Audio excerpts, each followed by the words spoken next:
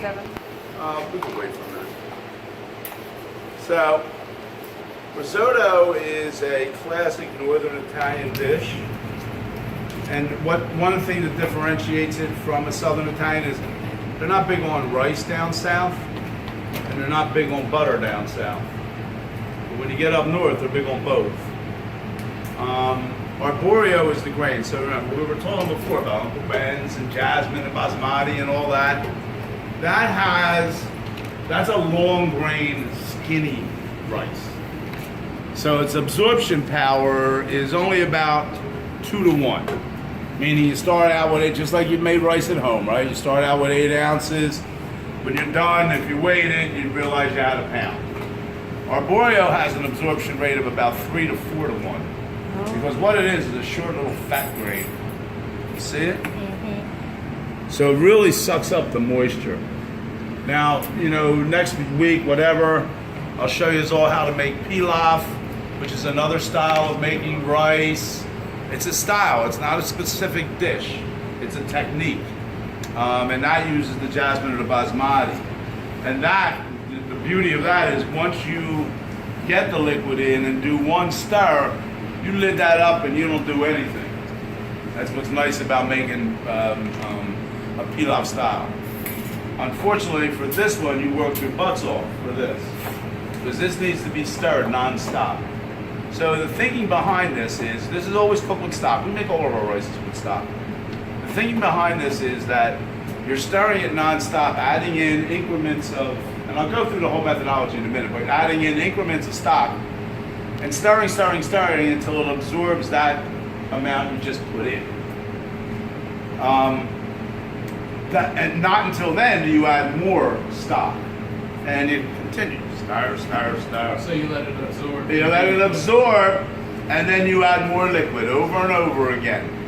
Now, what you're really doing is because these grains are so starchy, you're in essence kind of beating the starch off the grains as it cooks, and that starch begins to thicken up the liquid that you're putting in. So it's a classic case of gelatinization. All starches absorb liquids and swell. That's what gelatinization is. You, through the process of non-stop stirring, end up making kind of like what ends up to be a creamy sauce that the rice is suspended in. So, we start off with aromatic vegetables. They're the onions and the carrots that Anthony and Bashir prepped up. They go into a saucepan, and we'll show you the pan that everybody's going to use. And they get sweated out, and it's done in butter, right? And they get sweated out. You season a little bit with salt and pepper when they're sweating. Once they've been sweated all the way, you add your rice, and we're going to pre-measure it. And you begin stirring. So there's no liquid in the pan at that point. All you're trying to do is evenly coat all the rice kernels with the butter. So it takes about a minute. This is on medium heat, medium to lower style heat. Then, once you get to that magic state, the first thing that comes in is a little bit of white wine. So the first amount of liquid that goes in is white wine. And you start stirring, and it absorbs. And once the white wine's done, then we come with the chicken stock. One batch of chicken stock, stir. It absorbs it, add more, stir. I don't know how much it's going to take. We don't measure it because we only know it's done when it's done. That's how this stuff works, right? So the onion and the carrot are the aromatics to get the whole thing going. And then once we get it to the point where it's soft, because there is no al dente rice. Rice is still frozen. Then we bring in off the heat, we bring in Parmesan cheese, which we still have to grate, and whole butter, and our center of the plate vegetables. You're fine. The center of the plate vegetables are the asparagus, the shrooms, and the corn, which have all been pre-sauteed lightly. And then this becomes a garnish for the dish. Okay? So that's the methodology. Sweat your aromatics in butter, add your arborio rice, stir to get them coated. It takes about a minute. Then you bring in your white wine. Your first deglaze is white wine. Stir, it absorbs it. Now comes the chicken stock. Stir. absorb, stir, add more, stir, stir, stir, absorb over and over and over again until it gets done. So except for Malcolm, you all got a partner so you can split the stirring duties. I gave Malcolm his own because Malcolm doesn't, he has a different opinion on rap than some of you young punks. So I'm keeping him away from you. I don't want him to get poisoned by some of that crazy talk. Right, Malcolm? Wow. So what we're going to do is each team is going to start out with 6 ounces of rice. And you guys will measure this. And I want Travis, I'm going to get a box grater. You're going to grate Parmesan cheese. So again, goes on, tear weight. First off, before I do that, let me get this straight. Then I got to get this to 0. And now we're at 0. Now I have my tear weight. I got to 0 it out again. Bring it back down to 0. Then I start adding rice. So obviously 1 is a pound. The dark line between the 0 and the 1 is a half a pound. We're below that because we're going with 6 ounces.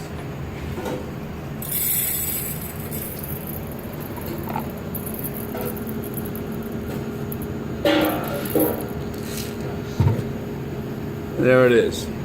That's 6 ounces. So if you need this, go ahead and get out of the way now. You want a video? That's good. I got it. These cameras don't play, huh? This phone's everything, right?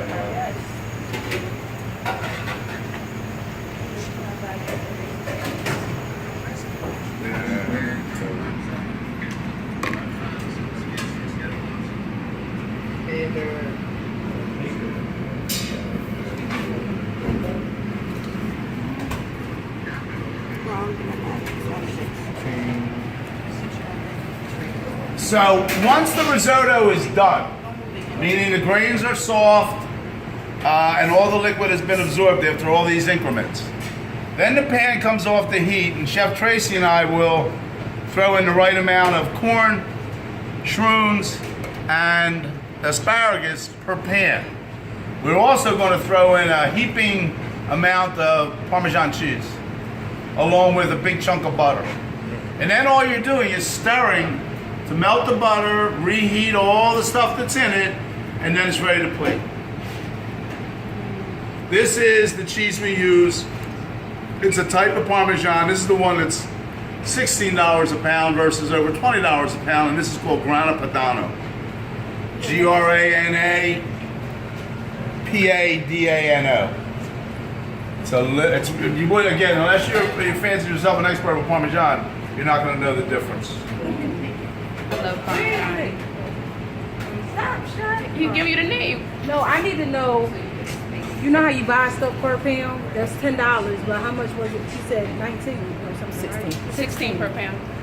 But when you go, most times don't have it unless you go to a cheese shop. No, I'm gonna go where he be going. He be getting some good prices from weddings. Yeah. Good. Go ahead, do that and then come on back. So, what we're going to do is we're going to grate this cheese. So on a box grater, you've got 4 different settings, if you will. And even though the box grater's been around since Broadway was a prairie, it's still a great, useful tool. You know, if you had to shave a little bit of Parmesan over a dish to finish it, you could use your microplaner. But for a big chunk like this, no. I don't have to go work. This is a large shred. Got the flash in my face at the police, she said. This is a small shred. That's a slice. This is grating. Okay. See, by the way, we were talking about cheeses. So this is aged probably 12, 18 months. This is a mold that the cheese, the curds, are poured into, and then it's sealed, and it's just set aside. They wash the rind out here with salt every once in a while, and then this gives you, after 12 to 24 months, this gives you this very substantial cheese. We don't season this dish except when we're sweating the aromatics. And even the center of the plate vegetables were seasoned very lightly. And the reason why we don't season it is because we're going to finish it with a salty cheese. Okay? Knock yourself out, big man. Did the octopus kick in yet?